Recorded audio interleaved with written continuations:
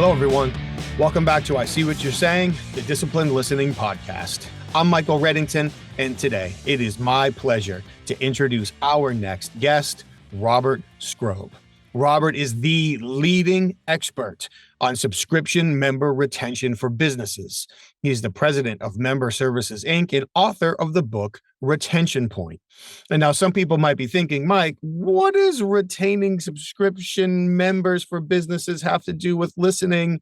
And the answer is everything.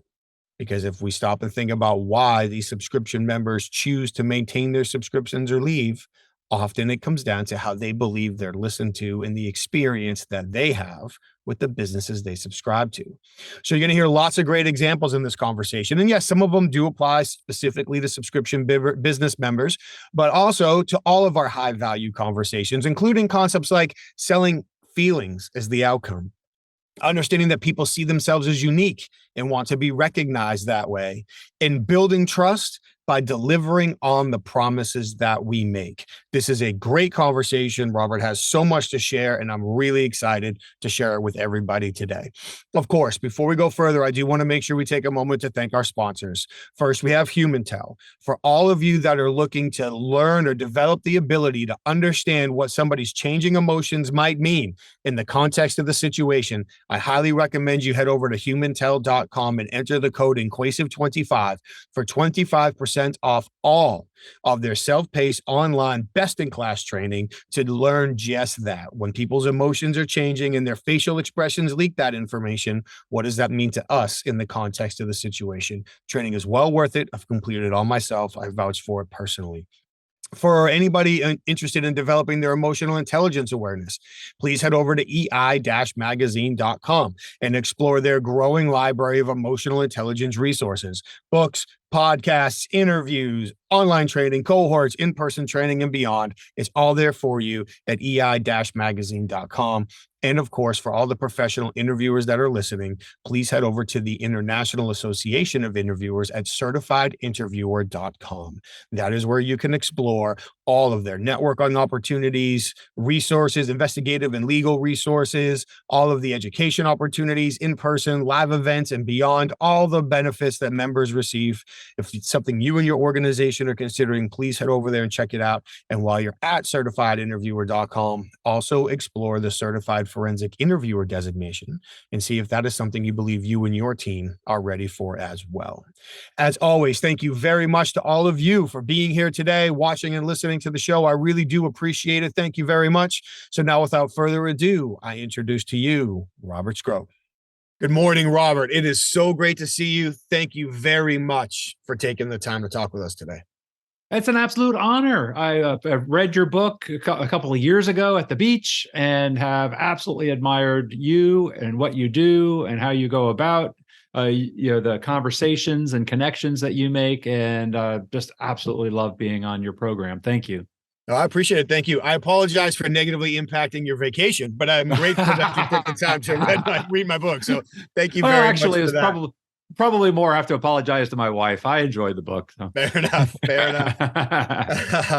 But so for people who aren't necessarily aware of who you are and what you do, this is going to be a drastic oversummarization, but you are essentially the expert on subscription member retention. And we're going to get into your background in that and honestly how that ties into communication and value and relationships, even outside of that world. But if you don't mind, take as much time as you like. If you could help us understand what led you, to your current role, expertise, passion. Absolutely. Well, thank you. I actually work with subscription businesses and help them stop their subscribers from quitting. And it all started back in 1993. I was in public accounting and hated it. I was there for 3.5 months. And a whole story on that. But I took a job as a bookkeeper for a consulting firm that worked with nonprofit associations. And as it turned out, 6 years later, I actually bought the company.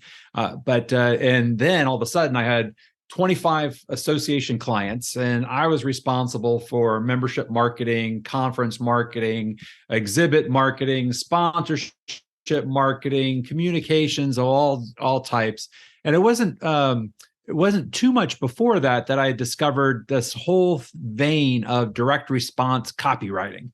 And I used all of that forum to learn how to create sales letters. All that back then, we were mailing sales letters out and hoping that somebody would mail back a check.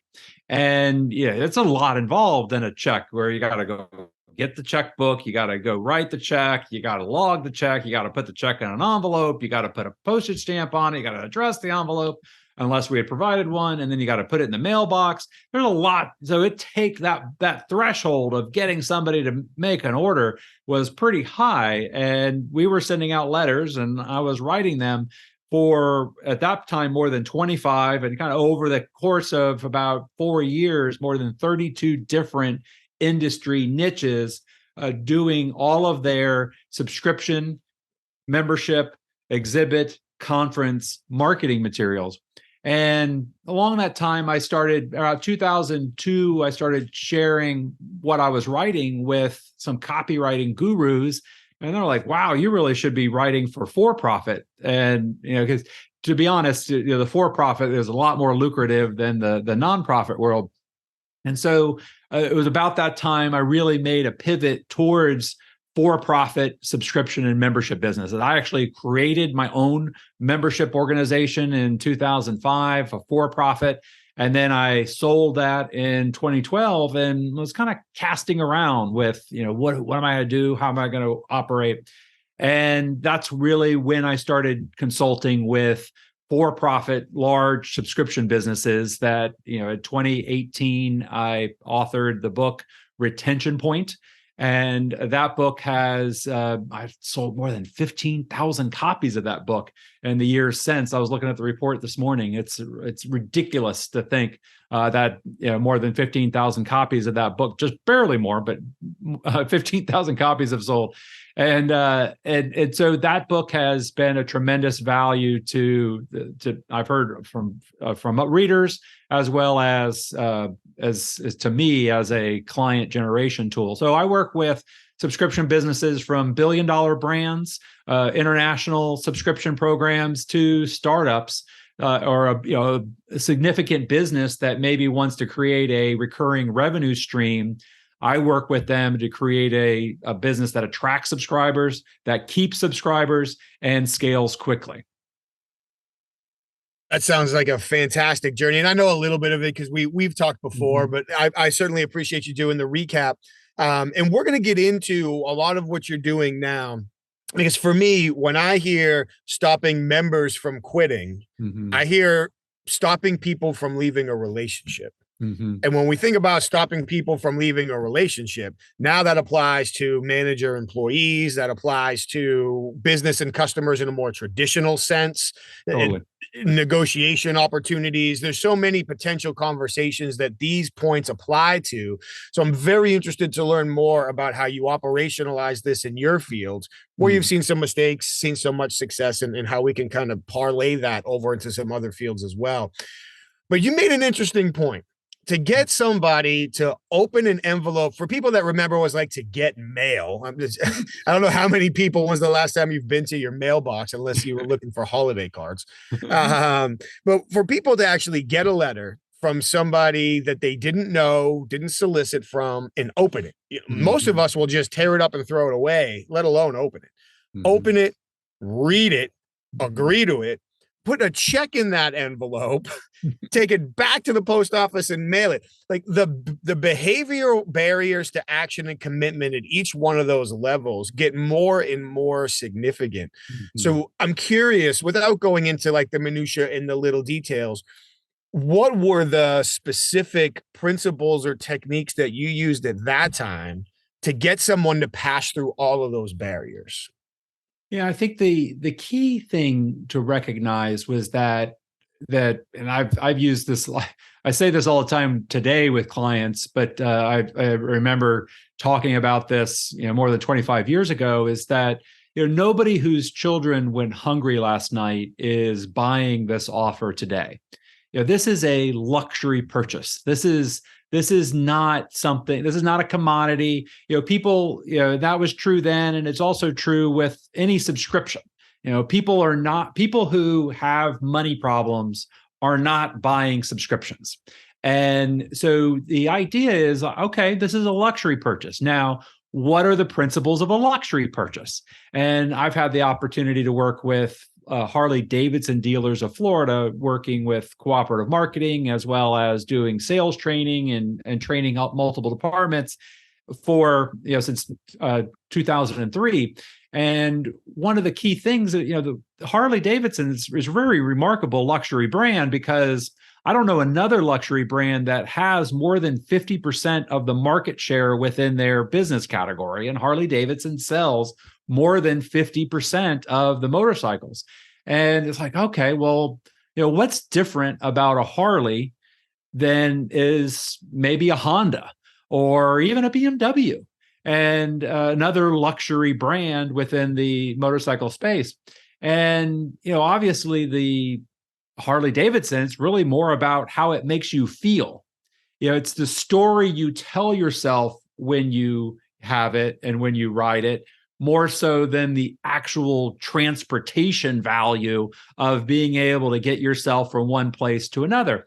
And so when you're selling a subscription, the real key driver is not necessarily the value stack of, we're going to give you these benefits, because a lot of people seek to go, all right, we need to give them more stuff, we need to give them more value, we need to find more things to deliver so that they want to stay. That really has nothing to do with it. It's like if like Harley was trying, those are not super fast motorcycles, more so than any other. They're not bigger. They're not, they may be fancier and more premium, but they're not in any way more. There's not extra tires. There's not extra handlebars. There's not an extra seat. There's not an extra muffler. In fact, maybe there's less of one. So what is it about it? So it's all about the feeling that it gives you. And when you understand that you're selling the feeling as the outcome versus the stuff, it completely streamlines how you make the offer, how you create the presentation, how you deliver, and what you deliver when you bring them in.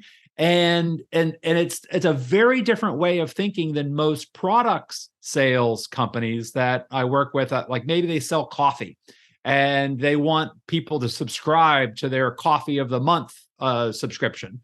Well, they're thinking in terms of coffee. And maybe if we give them a pound or a pound and a half, that's more value and that will retain them. But really, it's not at all about that. It's about the story that the customer is telling themselves and how they feel about using that coffee and what they think about when they sip a cup of it, more so than the actual value of your coffee versus Folgers. That's a great point. I feel like oftentimes people, organizations can tend to overestimate their own value, can tend to overestimate how other people will react to their perceived value, and can underestimate how their competitors are selling the same exact value.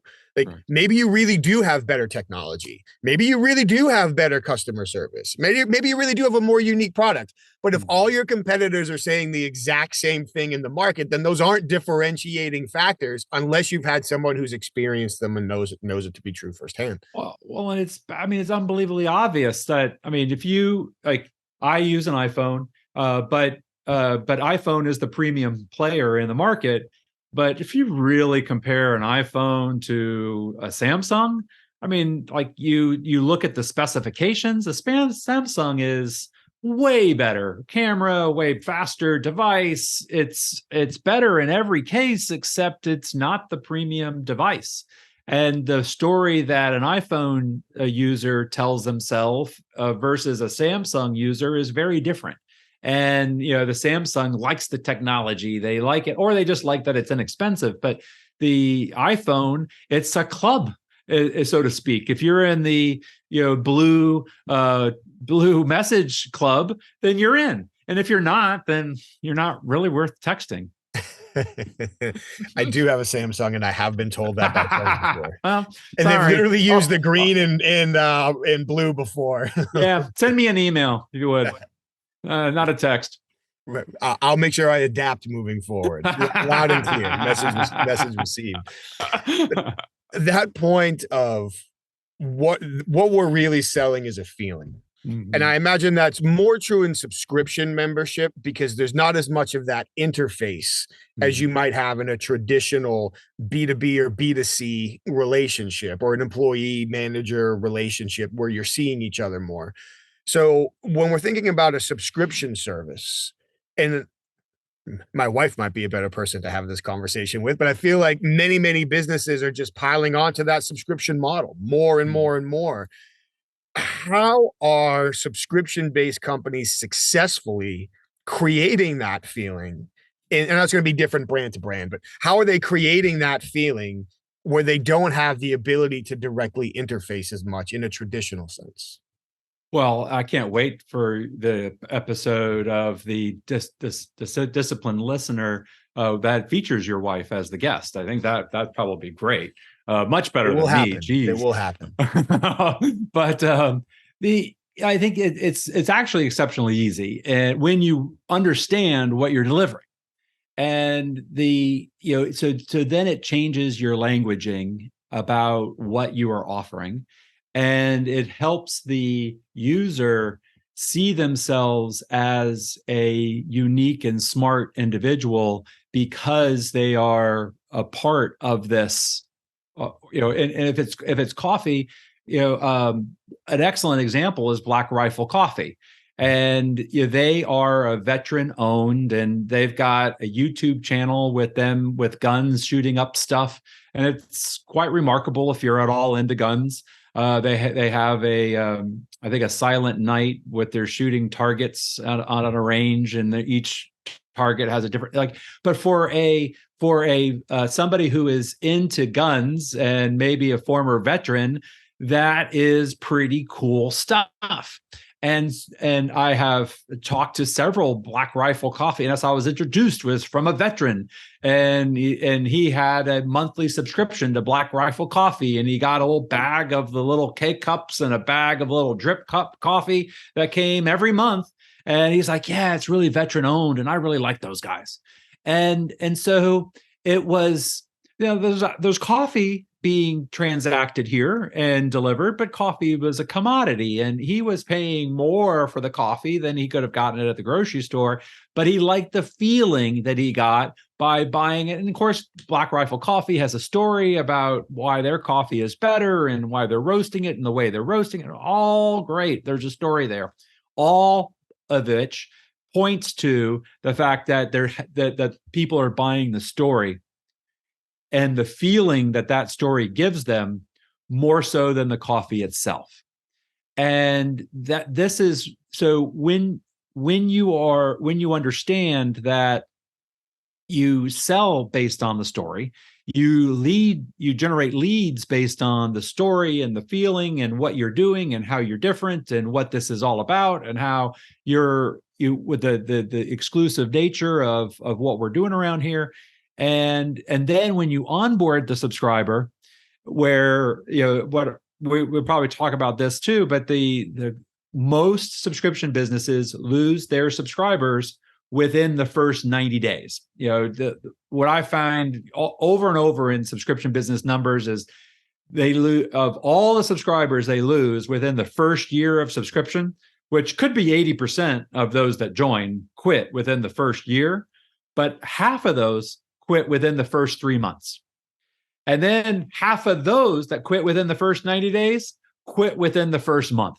Wow. Now, not every organization has finer detail than that, but I often find that when they do, we often identify that half of the people who quit within the first month actually quit within the first week. And it makes that first week of the subscription absolutely critical. And often there's free trials and things like that are involved that we've got to convert over into paid anyway. But the subscription businesses who understand that story and reinforce it during the first few hours, days, and weeks of the subscription are those that are able to keep their subscribers in scale. That's a great point, and one I'd love to circle back to. Excuse me. But even again, tying that over to some more traditional business applications, I feel like in many ways, the same can be said about onboarding new employees. That we go through this whole process of attracting, recruiting, getting them in. And then once they're in, like, hey, how you doing? There's Johnny. Here's HR. Sign this form. Here's a key. You said you can do all this stuff, right? Have at it. And now they have all these questions. It's unknown. It's a new place. And a little bit off what we're talking about, and I say this rhetorically, of course, how much money could companies save in their employee engagement programs if they just did a better job onboarding people? So we solidified that relationship when it was fresh, earned the trust equity to ride the roller coaster together after. And it sounds like in this example, doing that with subscription members is more important. Well, you could do it with your customers, with your subscribers, your employees, certainly referral sources, and new friends. And if you think about this is kind of one of the things that I have to teach subscription businesses is this whole idea of building a relationship and kind of breaking it down. But before most subscription businesses, they're like, oh, we got all these benefits when you join, and we'll deliver them to you. And it's kind of like saying, I'm a great husband. Why don't we get married? And you don't get the opportunity to be a great husband before you're a good first date. And you've got to master the first date and get that right, and then move on to be a second date, and then maybe be a boyfriend of some description, and then after some term of that, of being a good boyfriend or not, and then trying again and going back to the beginning and kind of starting all over again once or two or three or four, a dozen times, then you could get the opportunity to be a good fiance, and only then do you get to be a good boyfriend. So if you want an employee that's a rock star A+ employee, I'm with you. We're all looking for that. But you're not going to go from a prospective applicant sending their resume to A+ employee. That doesn't happen. You're going to have to go from applicant and do a great interview and be able to assess skills and assess fit with your culture and whether or not they're willing to work and they've done work and willing to work in your environment and with you of all people. I mean, come on, who would work with you, right? And then you got to assess, and then you got to like see if they're going to play nicely with others, and with others going to play nicely with them. And then you got to then get them into your culture and help them understand what's going on around here. It's the same with your employee, your referral sources, your friends. Any type of relationship is iterative. And before you can have that lifelong relationship, you got to learn how to foster one. And you can do it at scale. It doesn't have to be manual talking back and forth, but you just got to understand that there are steps involved, and you can't move from zero to lifelong relationship. It doesn't happen. When you understand the steps that are involved, then it's actually pretty darn easy. I believe it to be. So if I may ask, to the degree, I know I'm asking you about your business, so share what you're comfortable sharing, of course, but specifically for the subscription membership business, what would be at least critical steps that these organizations should be considering as they are either entertaining pivoting to that model or maybe refining their model? Yeah, no, I appreciate that question. And in fact, I was making the same mistake. I remember sitting down, to create a grand marketing campaign in about 2008 or 9. And, we had this vision of what this membership was going to be like. And we're trying to sell this grand vision of how awesome we're all working together and how it was going to be fabulous. And then there's a book that came along called Tribal Leadership. Yes. And when I read that book, I'm like, this is the answer. Now, the book Tribal Leadership is all about in the context of an employee-employer relationship. But I figured out immediately that it's also the same way that all relationships get made. And when you get a new subscriber, a new member, you're not going to scale and have a fast growth curve if all of your benefits are delivered long term. I had a client that, they're like, oh yeah, the subscription gets better. When you've been a subscriber for a year, it's so much better than in the first few months. And when you've been around for 3 years, it's 10 times better. And I kind of told the client, I'm like, if I was offering you to buy my car and I told you that this is an awesome car, it goes 30 miles an hour, and that every week between now and the next year, it will go 1 mile an hour faster. And so by the time, a year from now, it's going to be really fast. You'll be able to go down, any local road and you'll be set. And then in another year, it'll be one of the fastest cars on the road. How many cars do you think I'm going to sell? Like none. So the subscription, there's got to be an immediate value, some sort of incremental thing that goes, I got to have that. I want it. Give it to me now. And one of the things I teach in my book, Retention Point, is that value, that thing they get, can be the actual onboarding process that helps them understand how to get value. And I talk about, that'll be kind of an interesting thing, how I figured that out. But so in the beginning, very incremental, fast value that the subscriber can use immediately and feel successful, feel like they have taken a breakthrough. Then as they do more of that, it's important to introduce them to other members, because anytime you've done anybody that does consulting or any kind of work with people, very quickly, all of a sudden, your customers, they go from not knowing anything to like the next level is they think they know more than you. It's like, oh, I think I got everything I need. They like think that they've learned, what took you, I'll say what took you 3 years to figure out. I know you've been around, but I'm not going to disclose how long for your own sake. But Thank you for keeping the secret. The gray hairs give it away. But what you've learned through a career, they feel like they have learned by a few conversations and maybe some work over the course of a few months. They think they're smarter than you, and they go. And it's critical that during that phase, you introduce them to other members. And you can do it through media, through email campaigns, through the mail that they get, through the stories you tell, through the fulfillment product, giving them examples of other people who have done this. And what it helps them do is go, wow, they get a new level of possibility. Because whenever you're in the personal development or even in like psychology, what happens is when somebody comes in initially, they're in a lot of pain and they're really, really frustrated. And you kind of help them get some things straightened out, and they feel better than they have in many years. In fact, they might think they're done. And what's crucial in that time is to help them recognize that while they've made a lot of progress, that they're really only just beginning. And that feeling that they have of relief is actually a very normal step in the process of becoming really good at what they're doing. And you do that by helping them see others. Then when they get to the next level, the third, they get to the point where, one, they want to give back, and they're contributing to others that are joining, and they want to be part of this community.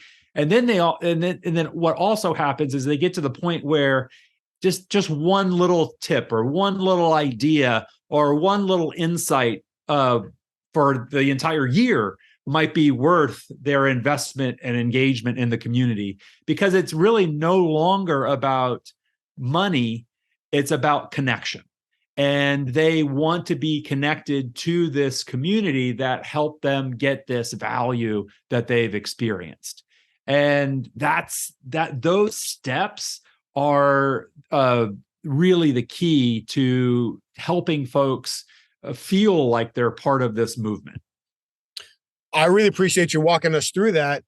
And I'm trying to listen to this in two ways. One, the subscription member business. Mm-hmm. And two, and you mentioned this earlier, I feel like these are universal principles for developing and managing relationships. Mm-hmm. So how am I giving some sort of immediate, tangible value? it doesn't necessarily have to be what I'm giving you, but how I'm giving it to you, how you experience that. And then as we go through, how not only do I continue to give and potentially diversify the value, but how do I bring you into the process? So it's not necessarily this giver receiver relationship. There are ways that we can both contribute as we go through, and that really defines a relationship. It doesn't just define buyer and seller. Yeah, and I think when you demonstrate that you're working, like you do these things in a way of building a relationship, and even if you're just outreaching through your media, and you're not physically doing it, but you have created a email autoresponder sequence that does this, or you've created a system that your team is executing that is built upon this, that it automatically triggers within the people who are receiving it it presses their reciprocity button, and they want to engage. It's, I can tell you that like one of the chief frustrations of subscription businesses is they deliver everything they promised, but then the subscriber doesn't use it, and then they quit. And this is the difference: is you delivered stuff rather than reached out to build a relationship. And when you reach out to build a relationship with the customer, it changes how the messaging goes, what you say and how you outreach and what you're doing when you do that. The stuff you promised kind of comes along with it. Of course, you can't build a relationship without trust. And when you are relationship focused, it automatically triggers things in the person that receives it that makes them more open than to engaging, using what you've delivered, and looking forward to the next one. I love all of that. You mentioned reciprocity. It's like give before you expect to get. Yeah, totally. So, what am I providing along the way that literally compels somebody to continue this loop and continue the relationship? Well, it's a good point too, because so most people, when they think give, they think, oh, well, what I'll do is I'll surprise them with some special gift. I'll give them more stuff. And it's really more about being open to the relationship, and giving of relationship capital then helps you create more relationship capital. You can't expect somebody to become a lifelong subscriber because they joined today, unless you are fostering a lifelong relationship. Otherwise, there's no deal that they're going to be a lifelong member just because they joined. That's not part of it. In fact, you probably tell them that they can cancel at any time. Duh. Why would you think that you're not going to attract lifelong people from 0 to 100 that way? So what you've got to do is take the people that you're getting and turn them into lifelong members and subscribers by fostering a relationship. Just, it's the stuff that's in, your book. It's just using that in a way that helps foster a relationship. Yeah. And I was so happy to hear you talk about relationship capital versus free gifts. I've worked with so many sales groups over the years. We drop by and we give them this, we send them that, we're giving them free stuff. If somebody is not buying from you, and your tactic to get them to buy for you is keep giving them free stuff, they know the free stuff is only coming because they haven't bought, and likely will shut off when they do buy. So you're literally demotivating them. You're putting them in the power position. The more I resist you, the more I get cool stuff. So send it my way. I'm currently happy with whoever else I'm using. I like Cinnabon, but I never really realized why. Nobody knows, like, why are you bringing these donuts? Why are you bringing the stuff? Do you really even, it really demonstrates you don't understand me or care, because you'd rather spend the money at the Dunkin' and buy a box of donuts than to take the time to really care about what my needs are, so that you can help me. And it doesn't have to be a thing. Helping me get a new understanding about the world, helping me get a new understanding about me, helping me solve a problem, helping me have a new skill. All those things are great gifts beyond the Cinnabon. when done thoughtfully, are actually way more powerful than dropping by with some stuff that you got, at the local place. It's lazy. Lazy is a great way. I feel like it's lazy and it's a hopeful act.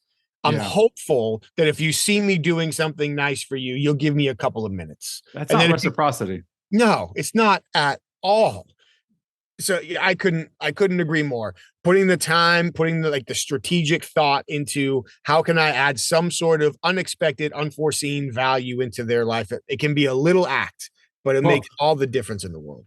Well, in fact, I got so tired of donuts and such that in my bio, back in I think 2004, I added in my bio that I enjoy smoking Partagas number 10 cigars, and so there now I cut in half the amount of donuts that I receive, and now I still get Partagas number 10 cigars, and I can say that was a nice innovation. So that was a nice change. I don't mind receiving those a bit.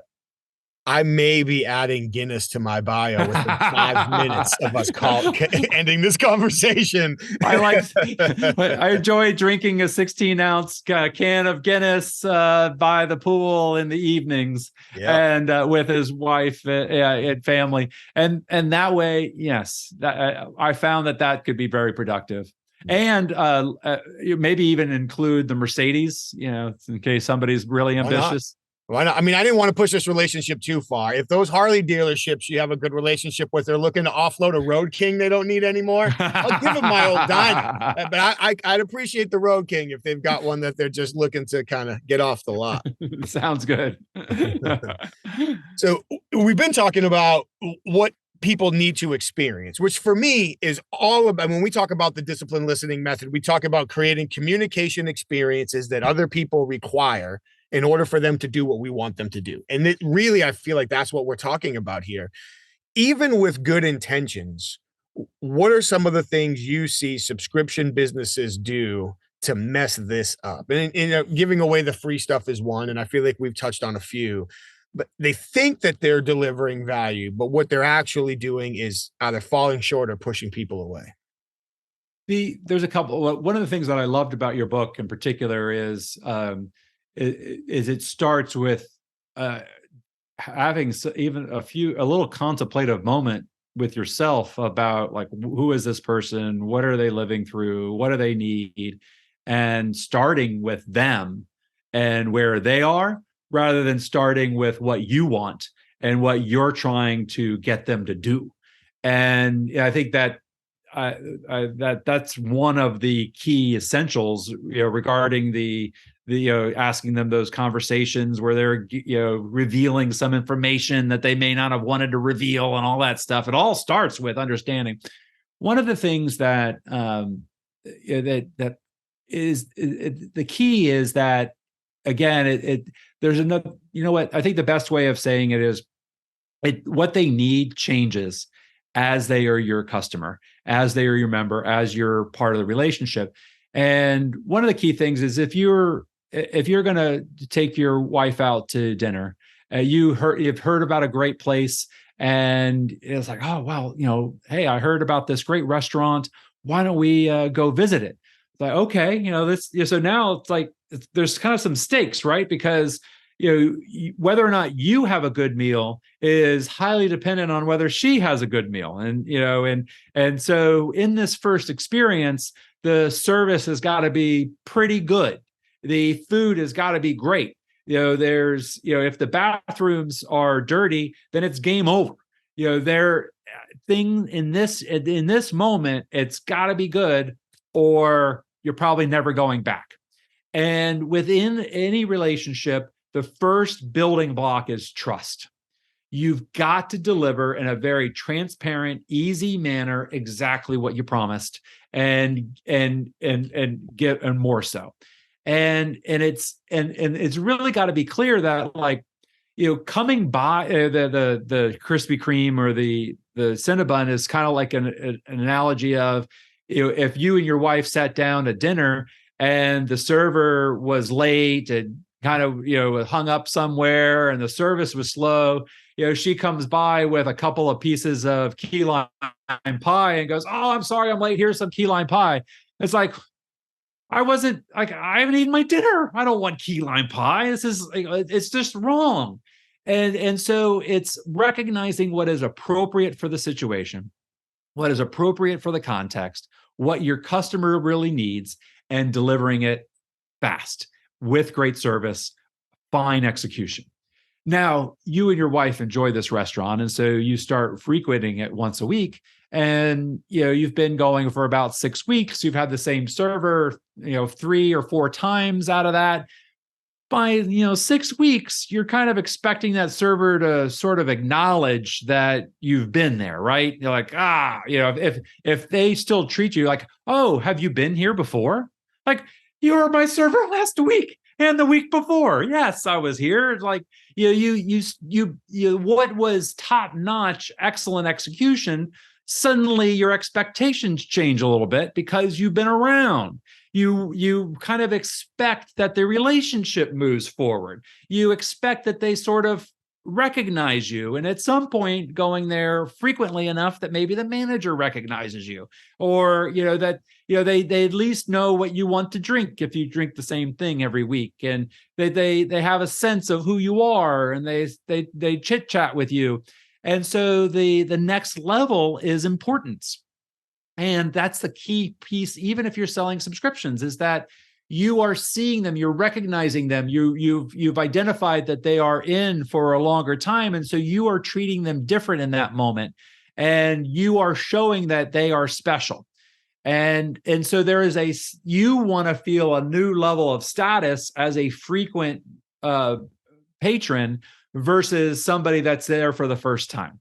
And it's critical that you have that transition within your communication with your new members. That's one of the reasons why I think the onboarding in the first 100 days is so important, so that you can transition from the trust to the importance.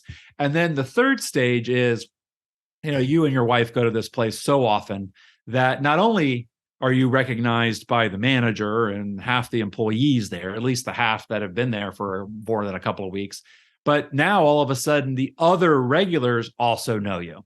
And you're talking to people. You may never see them anywhere else except this restaurant, but once a week you go and you see them and you say hi and you get to know them. And so now it's the relationship. You don't really even care about the food, right? It's like the service could be horrible. You could have to wait 10 times as long as you normally should, or maybe you don't get your, even, and in that case, sometimes if you see somebody that's not getting their drink, maybe there's a new customer, you'll fill their water and help them out, because really now it's all about community. And you're going to that restaurant really without any regard to whether or not the restaurant's any good. You're going to see your buddies. You're going to see people you don't get to see anywhere. And that's the third stage, is in community and engagement, and being part of a movement and feeling like you belong. And you cannot, too many people try to sell that belonging. Like, "Oh, it's such a great rock star community. We have such great people here. People love coming around." And you can't do that. People don't buy community cold. You got to sell trust and fulfill on it. You got to help them feel important and special. And only then are they ready to kind of engage and be part of that community. And so that 3-step process is what I really see as the key for building any sort of relationship, movement, political party, mastermind group, business of any type. And it makes perfect sense to hear you illustrate it. And the restaurant analogy was a great analogy. It's common. We've all been there. We all understand it. And I think at different points, we've all had that local spot or that favorite spot. So it's the perfect analogy. When we're building that trust phase, especially in the beginning, there may be times where we're doing that with people who are predisposed not to trust us. They're skeptical, they're unsure. I imagine if it's a face-to-face interaction, that there's some techniques that we've all kind of either gotten accustomed to or do naturally. We've learned to help break those barriers. But if we're interfacing largely online at this point for Mhm. customers, for subscription businesses, I would imagine, what are some techniques that you've seen work successfully to help chip away at that skepticism? So I was taught a great coach of mine for years. Was his name is Rob Berkeley. He passed unfortunately, but one of the things that he taught me is that you build trust by making commitments and keeping commitments. And what you do online is you can offer a what we'd call a lead magnet. You can become a guide, and it's going to deliver this, or I'm going to have a webinar, and it's going to deliver that, and or click here to learn more about this. And I see so many times where online people kind of hide the ball, so to speak, where they'll promise a lead magnet and then they'll deliver a sales video. And I'm perfectly fine with sales videos. I think I love them very much. But I always also include what I promised, because to the extent that you are promising one thing, and this is one of the key things too, is that you've got to first make a promise before you can deliver and then have that lead trust. So if you just deliver the lead magnet, or you just send them this great solution to their problem, well, then you've first got to go, oh, I'll get that for you, or I've got this, would you like it? And they say yes, you got to send it to them and deliver what you promised. So that's what the really, so that's one of the things that a lot of subscription businesses bring me in to review their sales. And I'm the retention guy, but really retention starts when you acquire the subscriber. And so I'll go through their entire sales process, looking at how they're, the subscriber acquisition, the promises that they're making. I'll buy and go through and see how they're welcoming what it looks like when after you buy, and then look at the communication. And over again, I'm like, yeah, okay, maybe you got a higher percentage of some sort of conversion metric for a time, but it doesn't necessarily, you're not going to build a subscription business with long-term subscribers if you aren't building trust within the sales process. And as long as you are trying to hide the ball for some sort of incremental improvement in some sort of conversion funnel stat, you're not going to be growing your subscriber base. And I think that, building a system, a sales system that is trust first, is the key to building trust with your brand new subscriber after they do choose to join. Because otherwise you're you're only fostering more suspicion. And if they even if they tiptoe in because there's some big promise, they're kind of doing it with like 1 foot in, 1 foot out. And the first opportunity to bolt, they will. If you're not delivering, making promises and keeping promises. Fantastic. And I would imagine that for most people in most situations, metaphorically speaking, if you're 1 foot in, 1 foot out, you're looking for a reason to bolt. Of course. If we were committed to this, both feet would be in. So most people don't tiptoe in and start thinking, okay, I want to move forward. I want to be drawn in. I want more. They're going in little by little because they're thinking, I'm not sure this is the right idea. And I've got my alert system up for the first indication that I should turn around and go the other way. So that's a great point. Well, and if this person was your wife, or this person was your father, or this person was your grandma, you'd want them to be leery of somebody selling them something online. Like that's the behavior we teach people to have when they're going into this situation, is to be leery, to be watchful, to not fall for things. And quite frankly, you're being compared. That's one of the things that I've got to teach one of the things I've had a major impetus this year on is helping my long-term clients with annual subscription renewals. So you sell an annual subscription, and it's auto bill. And most subscription businesses are like, auto bill, that means I don't have to worry about it. But auto bill more than 20% of those charges are going to fail unless you put some things in the account that help you improve that. And by gosh, if you're able to improve your conversion rate by 10% on customers that already want to be your customer, this is a massive business opportunity. But what customers are seeing now is, I don't know if you've got it, but there's an email that comes that says your Geek Squad subscription's renewed. And if you don't want it, call. Well, now, you and your annual renewal for your subscription. And I know that everybody listening to here is an upstanding individual, and you know that your subscription is ethical, but your customers don't.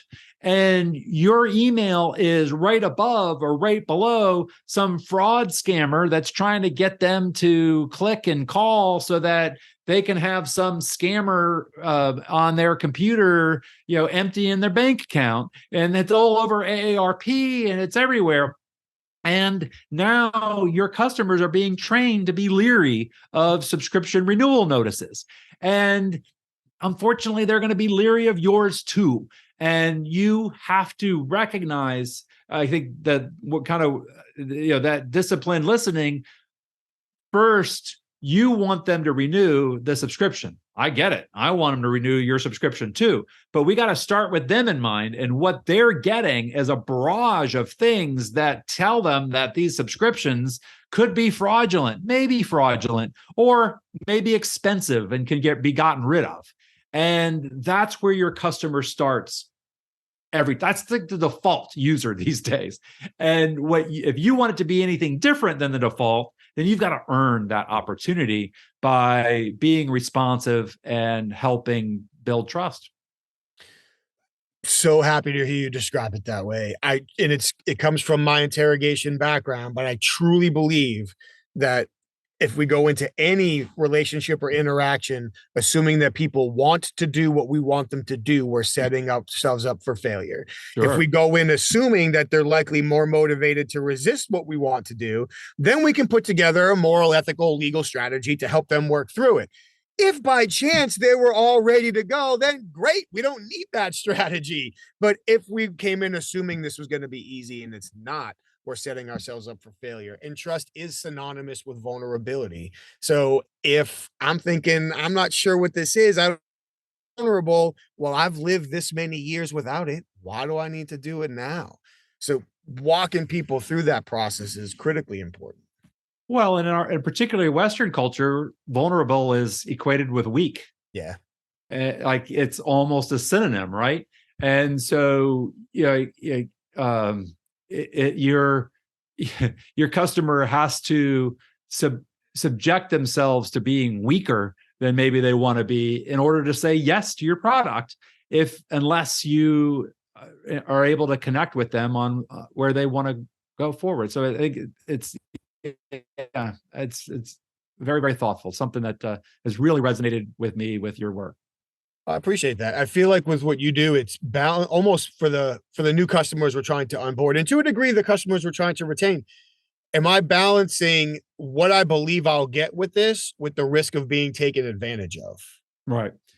The good news is in marketing that most customers the buyers most desperately want to believe the promise. If you're suffering from diabetes and there is this, diabetes thing that they can subscribe to and they're going to be healthy and be able to do what they want, they really want to believe that. If somebody wants to lose weight and you come forward with some sort of weight loss program that helps them enjoy all the foods that they love to enjoy and it allows them to lose that weight, they want that process. If you're coming to an employee and you have a business that's growing and there's some great opportunity for them to do things that they love doing with people they enjoy being with, and that this gives them a more lucrative potential going forward, they want to believe that. And so it's understanding that they are leery and they are very protective and they don't want to be vulnerable with the interspersing them with the messages that they want to hear, and the propositions they want to believe, so that that's where the magic is and where you're able to grow your business. Couldn't agree more. I'm keeping an eye on the clock here, and I want to be very respectful of your time. I really appreciate you being here today, and I know you have a lot going on. I do have one question that I am very interested in your insight. It's far outside of my field of expertise, although I get asked questions around it a lot, as I'm sure most people do these days. But especially in subscription businesses, I can imagine much of the process has already been automated since the good old days of putting stamps on envelopes and sending them out. But now with the prevalence of AI, I'm imagining that many organizations are likely looking to capitalize on that and automate more and more and more of what they do. So I'm really curious on your opinion, and maybe based on what you do, you have some specific research or insights on this, but do you feel like as organizations rely more and more on AI, that they can successfully build trust that way? Interesting. It depends on what you rely on AI for. I've done a lot of work with AI. I've been using it now for I jumped in December, and it's been a tremendous tool for me. I've been able to for some things, I've been able to improve my actual productivity like 30 times. I think it's interesting because I'm in the process of writing a book, and one of the exercises in the book is to write 40 different things down, 40 reasons why your customer won't buy what you are offering. And then there's another exercise to write down 40 reasons why your customer would buy what you are offering. And I think I'm amused that the solution for some people is to put that question into an AI and propagate a reply. And the point of the exercise is not the actual answers. The point is that you might have 12 easy ones, and that 13 through 40 pushes you to think about things that you never would have thought before, and to make connections that you never would have made before. And certainly AI is very good at surfacing connections that have been made in the past, but it has no ability to create things that have never existed. And that's what humans are good at. And so, or entrepreneurs in particular. And also, the exercise is not to create a list. The exercise is to prompt you to have a better understanding than you did before, that helps change your approach and create an offer that nobody has heard before. So, AI, as in creating, for instance, I believe wholeheartedly that an AI assistant with a radiologist together can spot cancers in a X-ray or an MRI better than the radiologist alone. And that there are a number of those types of applications for AI that are going to help automate and make the execution a whole lot better. But AI and the individuals that will succeed with AI are individuals who understand how to ask the question, and that will understand that that's really the answer. The answer was never the point. It was the question that was the point. And whether you're posing that question to the AI, or whether you're posing the question to your team, or whether you're posing that question to your customer client or to your family, and that's the real gift, and that's the real breakthrough. And AI, I think, is kind of like an assistant that's inexpensive. It's kind of like I saw the revolution of typewriter to word processor, and how it improved productivity and what people could output. I think there'll be a similar iteration between a word processor without an AI and word processor with. But that's it. AI the gift has always been the person who can ask the questions, and understanding that that's where the secret is and where the skill lies. The answer is, frankly, now can be produced by AI. It's not as relevant as asking the right question. I appreciate that answer. Thank you. I agree with your insight. I know you're somebody with more experience and you're more in tune to it, especially with what you do. I think that that was a very thoughtful answer, Oh, and not thank you. just a blanket AI is going to make everything easier and faster and we all should embrace it, or not the AI is terrible and it's going to ruin civilization. So I do agree. And I think that radiology example is perfect. Like, if we can put enough x-rays into the machine so the machine knows these tiny little things to look for, well, now the trained human eye can look for the variations while the computer is looking for that. So those types of examples I think are fantastic. Agreed. I can't thank you enough for this conversation today. Thank you so much. It's been great to catch up. Thank you for all the value that you shared. I'm sincerely hopeful that plenty of people are listening to this right now thinking, Robert sounds like a guy I need to learn more from. So where should people go to learn more from you, learn more about your services, potentially connect with you, purchase your book, so on and so forth?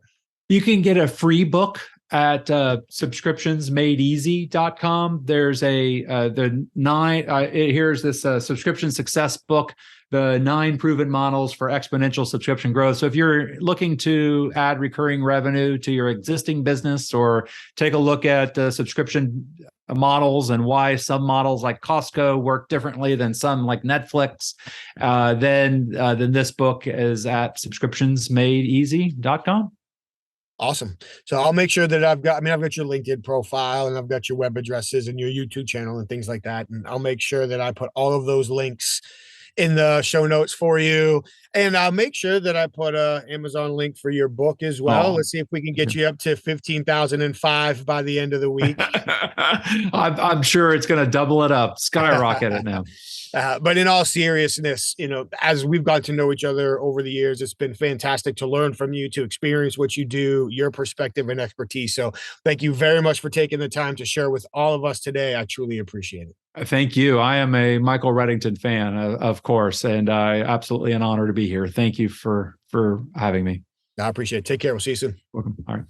Robert, thank you so much for such a great conversation. I really appreciate all of the ideas and techniques that you shared. And I'm really, really happy with how we were able to tie your specific niche, your expertise, into so many other business conversations and communication opportunities as well. Thank you so much. When we think about the topics of bringing on new subscription members or stopping new subscription members from leaving, well, that's just like attracting, onboarding, and retaining employees. When we talk about inspiring value immediately and incrementally, the same is true in our business and personal relationships. When we talk about developing trust, when we talk about delivering on our promises, recognizing people as individuals, all of these things translate to all of our conversations. And thank you for helping us illustrate that from your perspective and your expertise. I really do appreciate it. Of course, thank you all for being here and listening to the show today. We always appreciate that. Thank you very much. And we can't leave without thanking our sponsors one more time. So, of course, we have HumanTell. For everybody who is curious to understand what are people likely thinking and feeling based on changes in their facial expressions and body language, please head over to humantell.com and enter the code INQUASIVE25 for 25% off of their online best-in-class training. Again, I vouch for it. I've done it myself. I highly recommend it. Please head over to humantell.com. For people interested in growing their emotional intelligence education, please head over to ei-magazine.com for their library of books, podcasts, interviews, training programs, and so much more. They have so much great content over there. Head over to ei-magazine.com. And of course, for the professional interviewers, please take a few minutes and head over to certifiedinterviewer.com for the International Association of Interviewers. That is where you can find all of their content, all of their resources, all of their education opportunities, all of their networking opportunities, the events they have coming up, all the member benefits for you and your team. You can find them there. And of course, while you're there, please check out the Certified Forensic Interviewer designation to determine if that is something you believe you and your team are ready to commit themselves to at this point. I can't thank all of you for being here and listening to the show, watching the show. Thank you so very much. Please let us know what you think, how you feel. What would you like to see more of or less of, hear more or less of? What direction can we take this? We certainly want to give you what you're looking for. Share your feedback, please. We would love to hear it. Also, please do the things the algorithms ask us to do. Like the show, subscribe to the show, comment on the show, share it, tell your friends and coworkers about it. We truly appreciate the support. Thank you very much. Please stay safe, take care of each other, and we'll see you next time. Thank you.